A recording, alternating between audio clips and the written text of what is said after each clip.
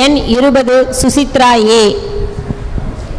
தித்திக்கும் தேன் தமிழ் திக்கட்டும் பரவட்டும் முத்தமிழ் தாய்க்கு என் முதற்கண் வணக்கங்கள்.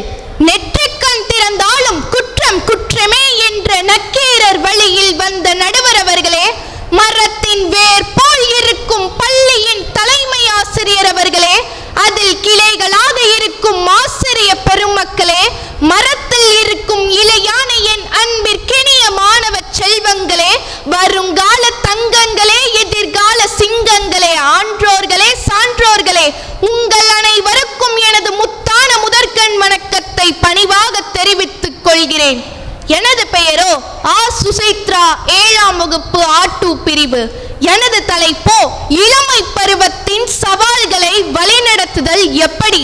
இளமை பருவத்தின் சவால்களை வழிநடத்துவதற்கு ஒரு எடுத்துக்காட்டு.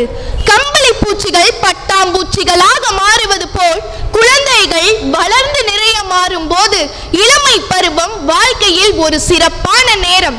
அது குழந்தையாக இருப்பதற்கும் பெரியவராக மாறுவதற்கும் இடையிலான கட்டம். இளமை பருவத்தில் குழந்தைகள் பல உடல் உணர்ச்சி மற்றும் சமூக மாற்றங்களுக்கு ஆளாகிறார்கள். ஒரு கம்பளி பூச்சி எவ்வாறு தன்னை சுற்றி ஒரு கூட்டை உருவாக்க தொடங்குகிறது என்பதை நினைவில் கொள்ளுங்கள். இது இளமை பருவம் போன்றது. கூட்டிற்குள் இருக்கும் கம்பளி பூச்சி மாறுவது போல நம் உடலும் வளர ஆரம்பிக்கும் காலம் இது. அடுத்து உடல் மாற்றம். உடல்கள் மட்டுமல்ல, நம் உணர்வுகளும் உணர்ச்சிகளும் மாறுகின்றன. பட்டாம்பூச்சிகள் தங்கள் கொக்கூன்களில் இருந்து வெளிவருவது போலவே நாம் இளமை பருவத்தில் உற்சாகம் அல்லது குழப்பம் போன்ற தீவிர உணர்ச்சிகளை உணர ஆரம்பிக்கின்றோம். மேலும் புதிய விஷயங்களை பற்றி தெரிந்து கொள்ள ஆர்வம் காட்டுகிறோம் மற்றும் நம்மை சுற்றியுள்ள உலகத்தை ஆராயுள்ளோம். இளமை பருவத்தில் குழந்தைகள் சுதந்திரமாக மாறத் தொடங்கும் ஒரு காலம் இது. பட்டாம்பூச்சிகள் தங்கள் சிறகுகளை விரிப்பது போல இளமை பருவத்தில் நாம் தாங்களாகவே புதிய விஷயங்களை தேர்வு செய்ய நினைக்கின்றோம். நண்பர்கள் மற்றும் புதிய இணைப்புகளை உருவாக்குவதில் அதிக ஆர்வம் காட்டுகிறோம்.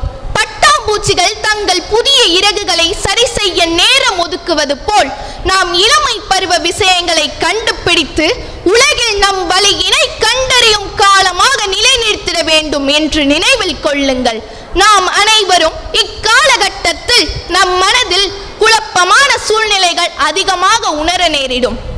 இது நம் வாழ்க்கையின் அழகான மற்றும் முக்கியமான காலகட்டமாகும். இக்காலகட்டத்தில் நாம் அனைவரும் பட்டாம்பூச்சிகளை போலவே அற்புதமான நபர்களாக மாற வேண்டும். இக்காலகட்டத்தில் வள்ளுவனின் சொல்லிற்கேற்ப நாம் அனைவரும் செயல்பட வேண்டும். குறள் எண் 625.